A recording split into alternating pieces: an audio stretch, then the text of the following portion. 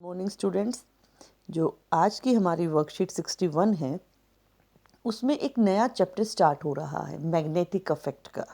Current के magnetic affect मतलब विद्युत धारा के चुंबकीय प्रभाव के ऊपर।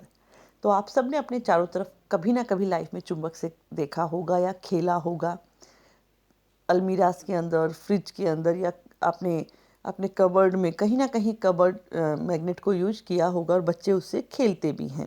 तो आज हम उसके अंदर थोड़ा सा चुंबक के बारे में पढ़ेंगे और फिर विद्युत धारा का चुंबकीय प्रभाव के बारे में पढ़ेंगे। सबसे पहले देखते हैं चुंबक क्या है। चुंबक की डेफिनेशन क्या है, हम वो देखते हैं। चुंबक वह पदार्थ है जो लोह और लोह युक्त को अपनी ओर, पदार्थों को अपनी ओर आकर्षित करता है। मतलब जो लोहा या लोहे जैसे या लोहे से बने हुए पदार्थों को अपनी तरफ खींचता है, आकर्षित करता है। गुण क्या होते हैं चुंबक के? प्रत्येक चुंबक में दो ध्रुव होते हैं, नॉर्थ पोल और साउथ पोल। ये एस लिखा हुआ है, ये एल लिखा हुआ है। समान ध्रुव एक दूसरे को प्रतिकर्षित करते हैं। प्रतिकर्षित मतलब रिपेल करते हैं। अगर आप इसके पास एक चुंबक और ले आओगे, एस एन लिखा हुआ, तो ये दूर दूर भाग जाएगा। ठीक है।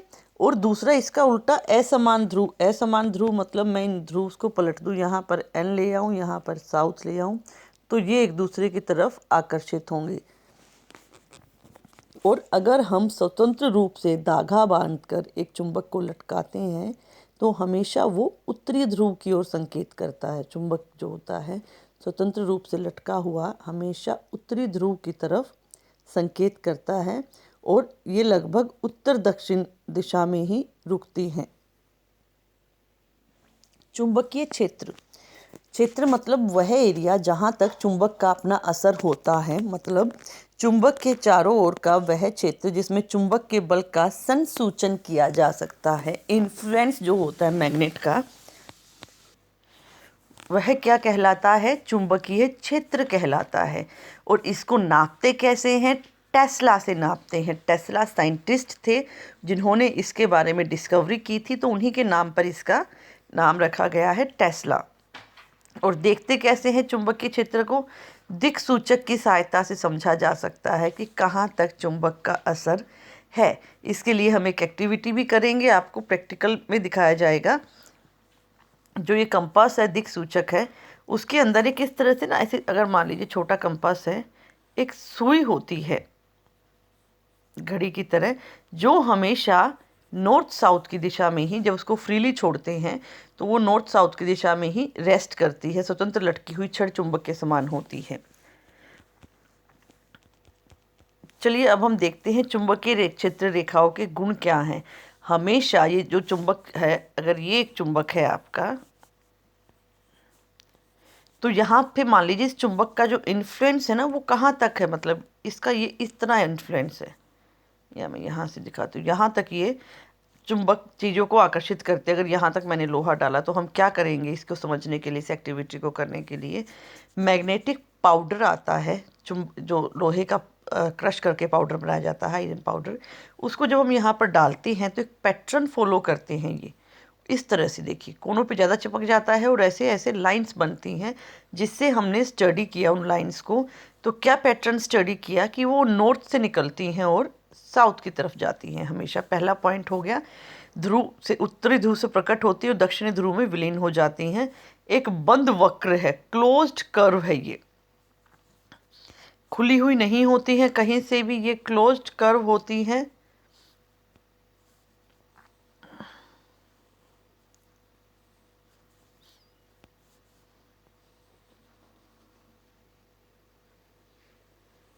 ये देखिए मैंने बनाई हैं 3।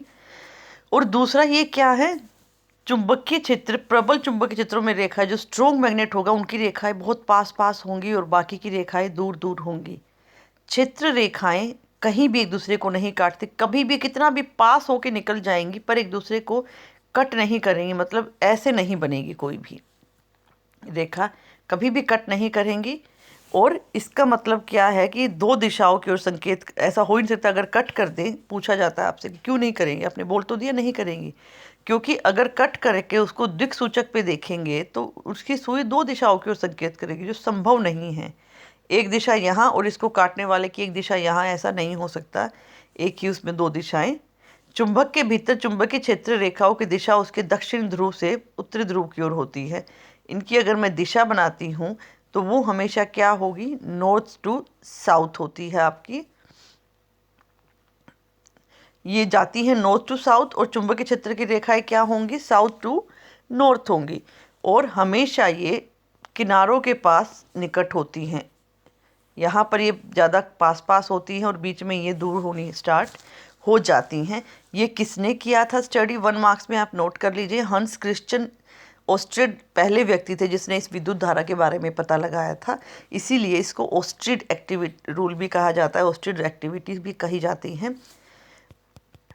अब हम नेक्स्ट स्टार्ट करते हैं दक्षिण हस्त अंगुष्ठ नियम। अंगुष्ठ नियम बोलते हैं अंगूठे को। तो आप अपना जो है दाहिना हाथ लेंगे।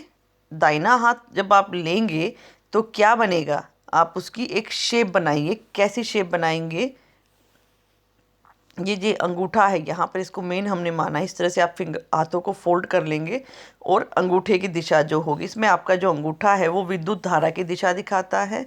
और आपकी जो उंगलियां हैं, देखिए ये उंगलियां मुड़ी हुई हैं ना, ऐसे इसने बनाया है ये अंगूठा, और ऐसे हाथ की उंगलियां मुड़ी हुई हैं। तो जो उंगलियां हैं वो चालक के चारों ओर चुंबकीय क्षेत्र की जो रेखाएं हैं उनकी दिशा दिखाता है। क्लॉकवाइज है कि एंटी क्लॉकवाइज है। तो यहाँ पर इन्होंने क्या कहा, दिखाया है, हमें नीचे की तरफ दिखाया हुआ है। अगर आपने अपना अंगूठा नीचे की तरफ रखा हुआ है, दक्षिण हस्त लेना है इसमें, तो क्या होगा आपका, इस तरह से आपकी चुंबकीय क्षेत्र की दिशाएं होंगी। और अगर आपने ऊपर की तरफ रखा हुआ है तो क्या होगा, घड़ी से उल्टी एंटी क्लॉकवाइज ऐसे जाएंगे आप, सॉरी ऐसे होगा आपका इसकी दिशा, क्लॉकवाइज एंटी क्लॉकवाइज। यहाँ से हमें क्या पता लगता है, दक्षिण हस्त अंगुष्ठ नियम से हमें पता लगता है विद्युत धारा की दिशा और चुंबकीय क्षेत्र की दिशा जो है, चालक जो है उसकी रेखाओं की दिशा हमें पता लगती है। सीधे चालक से विद्युत धारा प्रवाहित होने के कारण चुंबकीय क्षेत्र, ये एक्टिविटी देखिए, अगर स्ट्रेट हमने रोड ली है ऐसे तरह से, जो बहुत कॉमन है स्ट्रेट रोड हमारी, तो हमने क्या किया, उस पर चुंबकीय क्षेत्र चालक के हर बिंदु में संकेती वृत्तों द्वारा दिखाते हैं कि कहाँ पर इसकी चुंबकीय रेखाएं हैं। चुंबकीय क्षेत्र की दिशा हमने कैसे पता लगाई कि जो क्षेत्र तो उत्पन्न हुआ है, इस चुंबक के चारों तरफ एक क्षेत्र है, उसकी दिशा हमने कैसे पता लगाई है, ये सारा का सारा क्षेत्र है। दक्षिण हस्त नियम से हमने उसकी डायरेक्शन पता कर ली कि जो चुंबकीय क्षेत्र था उसकी दिशा क्या है। जैसे ही हम चालक के नज़दीक वाले जो वृत्त होते हैं, जो चालक के ज़्यादा नज़दीक वाले वृत्त हैं वही निकट निकट होते हैं, बाकी फिर दूर दूर। वही इसकी प्रॉपर्टी थी हमारी कि जो यहाँ पर देखिए पास पास है, फिर दूर दूर होने स्टार्ट हो गए थे। चुंबकीय क्षेत्र में जो है हमेशा धारा की शक्ति के समान अनुपाती होता है। अगर चुंबकीय क्षेत्र बढ़ता है तो मेरी धारा की शक्ति बढ़ती है। अगर आपको स्ट्रॉन्ग मैग्नेटिक फील्ड बनाना है तो आपको क्या करना पड़ेगा, ज़्यादा धारा उसमें से प्रवाहित कर दीजिए, इलेक्ट्रिसिटी, वो स्ट्रॉन्ग इलेक्ट्रोमैग्नेट बन जाएगा। और चालक से दूरी से उल्टा अनुपात में होता है। अगर चालक से दूरी हमने घटा दी तो चुंबकीय क्षेत्र भी हमारा कम हो जाएगा। तो ये 2 इंपॉर्टेंट कारक हैं, बहुत इंपॉर्टेंट है कि चुंबकीय क्षेत्र किस पर प्रभाव डिपेंड करता है। तो किस पर करता है, धारा की शक्ति पे समान अनुपात में। धारा की शक्ति बढ़ा दो चुंबकीय क्षेत्र शक्ति बढ़ जाएगी, और चालक की दूरी घटा दो तो चुंबकीय क्षेत्र बढ़ जाएगा। चलिए अब हम क्वेश्चन आंसर्स देख लेते हैं। चुंबकीय क्षेत्र को परिभाषित कीजिए। चुंबकीय क्षेत्र वह क्षेत्र है, ये रहा, टेस्ला तक आपको इसमें लिखना है।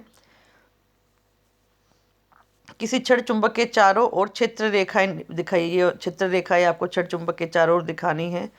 सेकंड में लिखना है चुंबकीय क्षेत्र रेखाओं के गुण, ये रहे गुण, ये सारे के सारे गुण आपको लिखने हैं। अगर ये 2 मार्क्स में हैं तो आप 2 या 3 गुण लिख सकते हैं, लेकिन अगर 3 में है तो आपको सारे गुण लिखने पड़ेंगे।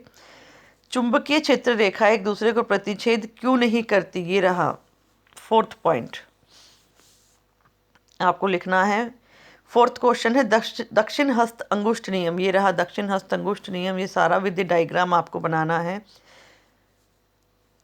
5th है सीधे धारावाही चालक की चुंबकीय क्षेत्र की रेखाओं का पैटर्न दिखाना है, ये रहा रेखाओं का पैटर्न, और ये यहाँ पर आप इसको एक्सप्लेन कर देंगे 5th वाला।